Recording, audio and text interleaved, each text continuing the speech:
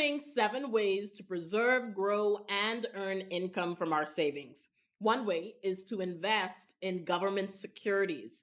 The government often needs additional capital to be able to finance certain expenditures. So, what they do is they have bonds, a type of loan that the public can purchase or invest in.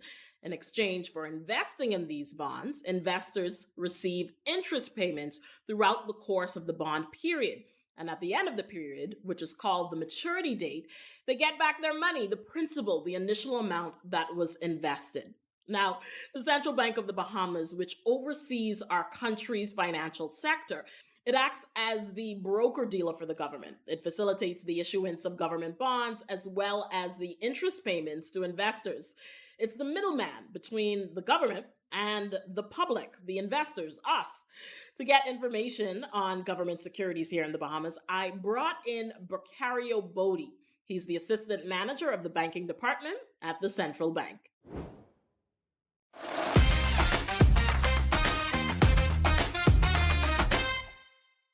All right, Bercario. So I want you to talk to me about what these government securities are. What are we actually investing in? So essentially, you're investing in the Bahamas government. How I like to explain it is that um, before the government pay their other bills, they have to pay you. So I'll start with the Bahamas Registered Stock, or we call it BRS, also known as bonds. Those are fixed instruments, investment instruments that individuals can invest as low as $100 in different tenors, and tenors just simply referred to as years. Right now, we're moving from the short term, which is normally the 1 and 2 year, to longer term that we call benchmarks. And those particular tenors consist of the 3, 5, 7, 10, 20, and 30-year bonds. Now, when an individual hear bonds, they think that they're bonded for this amount of period, but it's actually just the length of time that your investment will be. So that doesn't mean that you can't get your funds at any point in time. It just means that your bond, the life of your bond is that period of time. For example, the 30-year bond is at 6.65%. The interest would be every 6 months.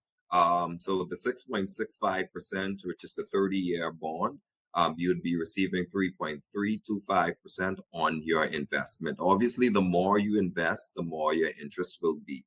Now, like I alluded to, that doesn't mean that your funds are tied up for this length of time. No, that just means the length of time you'll be receiving interest. You can always break your investment. So again, minimum investment is $100, and it's in increments of $100, which means that you can invest $1,100, but you can't invest $1,150. So it has to be in increments of $100.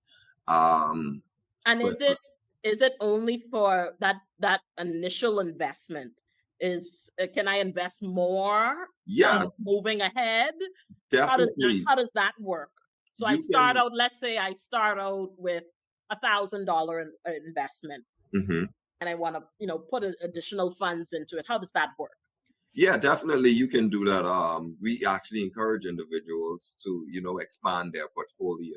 So you can invest today $1,000, and then you can say, okay, next month I have some more funds. You can also invest those funds. Now, the only thing that you cannot do is add to an existing bond that you have, which means that if you initially was allocated $1,000, you can't add any funds to that particular bond, but you can get another bond at that same rate. So your portfolio would increase as you invest more. So you'll have that $1,000 bond, and then let's just say you invest another $500. So that's 2 bonds you have totaling $1,500. That I would be receiving payments for every 6 months. 6 months, correct. For the period. So you can invest in multiple tenors. So at one time, you can say, okay, I want something in a 3-year and I want something in a 30-year. So there's no limitation on how much you can invest. The only thing is the minimum investment amount is $1,000. Correct. $100. $100. Correct. Yes, 100. Right. The information on the available offerings for the Bahamas Registered Stock can be found on the central bank's website. Some people may find the information a little intimidating, so I had Bercario walk us through it. I'm going to pull up the website and I'm going to go here over to government securities. We're going to click on Bahamas Registered Stock. And then I see here, I just want you to help me understand what I'm reading. So I clicked on Bahamas Registered Stock IPOs. Okay. And I see here an IPO is initial public offering, correct? Correct. Right. And so I see here February 13th. And I'm going to click on that. Help me to read and understand. We're going to click on this prospectus here, 13 and 14 February. It opens up a PDF. Just help me to read through this and so that our viewers can understand what everything means. So open date, close date, explain how all of that works. Okay, great. All right. So the prospectus is essentially just the information on the offer that's occurring. The general public has 3 days to participate. It normally falls on a Monday through Wednesday. However, that can change just based on the government needs and government demand. But it is 3 days to participate generally. Then there's the auction date that refers to more so the commercial banks and broker dealers. That's their time to participate.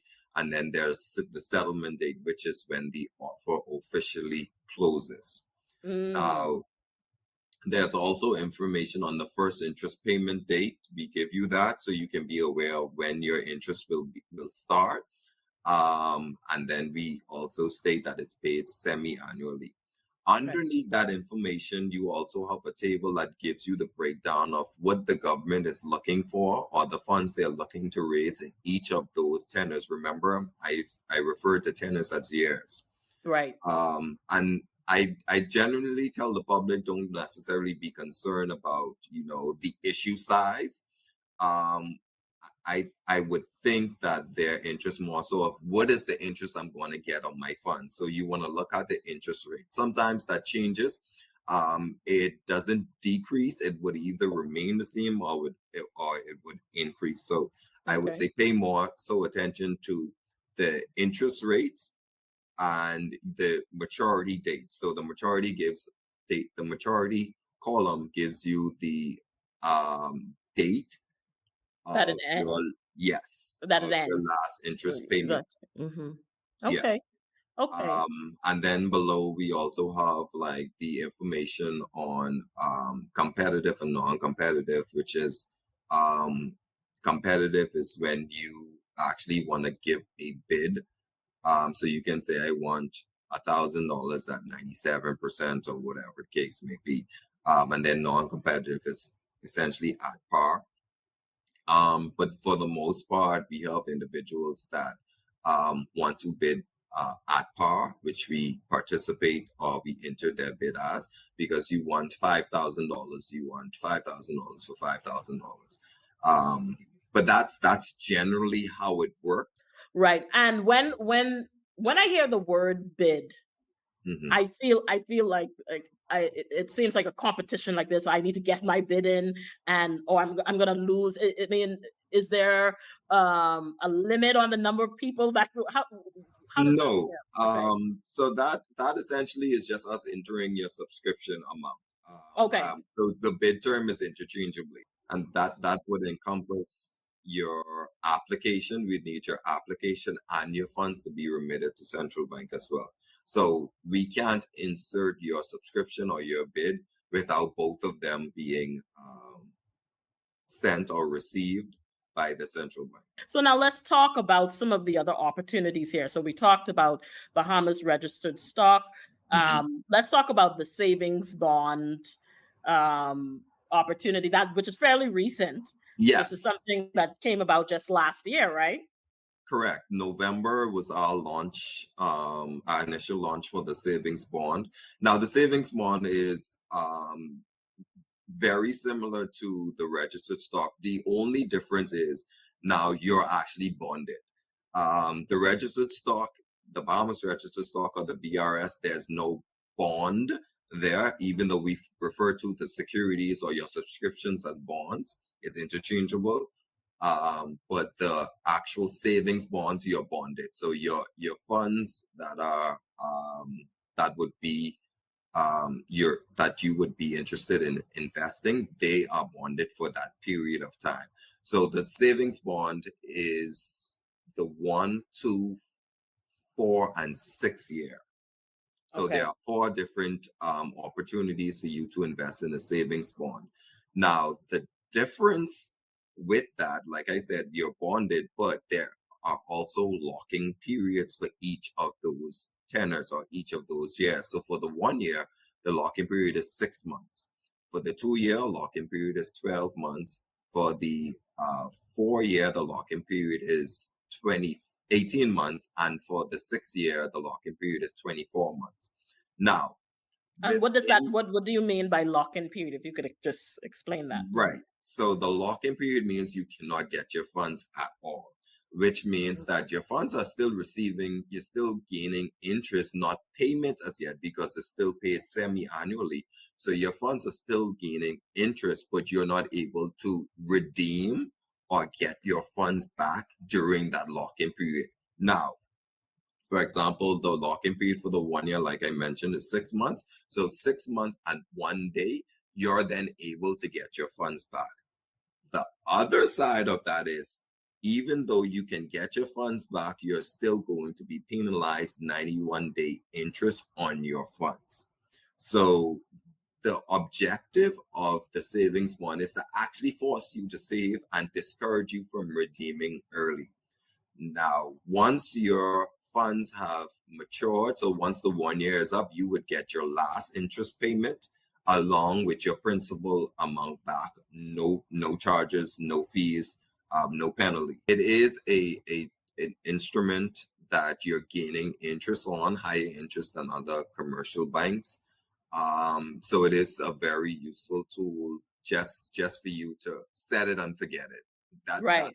That's the best way to explain it. Set it and forget it, because at the end of your maturity year, you're still getting your interest payment every 6 months, and at the end of your maturity, you're getting your principal payment back. So you're gaining interest and you're receiving your principal payment back with that savings or that discouragement from redeeming early. So it is a useful tool for individuals that may need that discipline, that extra, layer of protection for savings. It is a very useful tool for those individuals. In addition to the Bahamas Registered Stock and the Savings Bond, there's also the Treasury Bills that you can invest in. What I love about the Treasury Bills is that it's a short-term investment. There are 2 tenor options, 91 days or 182 days. At the end of those tenors, that's when you'll get your interest payment plus the principal back. So let's say you have a purchase that you need to make within 3 to 6 months. For the guys that are watching, this could be an engagement ring. You're planning to propose soon, and you have some funds set aside for the ring, but you need a little more money. The Treasury Bills can help you out. Let's just say you want to invest $5,000. Your funds will then be at the average discount rate of the competitive bidders, which means that if the average discount rate, just for example, is 10%, which is extremely high, and you invest $5,000, 10% of $5,000 is $500.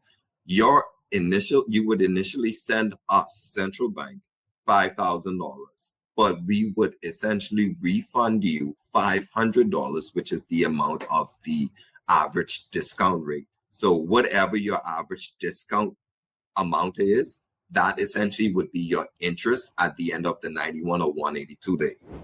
I want to quickly run through 4 benefits of investing in government securities. First is the minimum amount to get started, $100. That is it. Oftentimes, when we hear of investment opportunities, we think, oh, I need plenty of money. Oh, that's only for foreigners.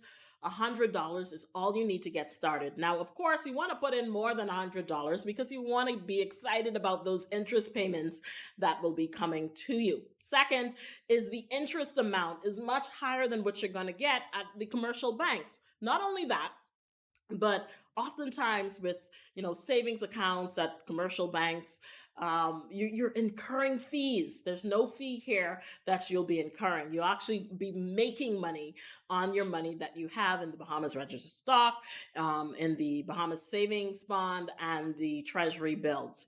Third is that you can use government securities as collateral.